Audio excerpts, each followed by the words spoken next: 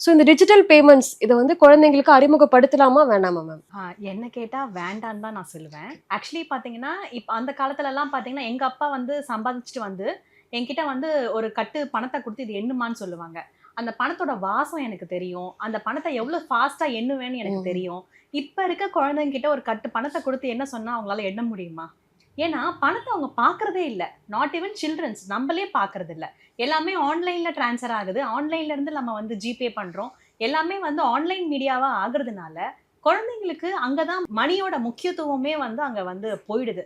அப்ப அந்த கையாளுற விதமும் அவங்களுக்கு வந்து அங்க குறைய ஆரம்பிக்குது. அப்ப குழந்தைங்களுக்கு டிஜிட்டலா கொண்டு போலாம் அப்டின்னாக்கன்னா, அந்த குழந்தை வந்து எப்ப அத கத்துக்கணும் நிஜமாவே அது வேணும் அப்டின்னாக்கன்னா, ஆஃப்டர் அந்த குழந்தை வந்து ஒரு 10த் ஸ்டாண்டர்டோ இல்ல பிளஸ் 2வோ அந்த மாரி இல்ல காலேஜ்க்கோ போகும்போது டிஜிட்டல்ல வச்சு பண்றது ஓகே. பட் ஆனா சின்ன வயசுலயே சின்ன சின்ன விஷயங்கள் பக்கத்துல போய் ஒரு கடைக்கு போய் ஒரு காய்கறி வாங்குறதாகட்டும், ஒரு பால் வாங்குறதாகட்டும், இதெல்லாம் கையில மணிய குடுத்து இப்பல்லாம் ரூ. 15 கூட ஜிபே கடை இருக்கு. ம்.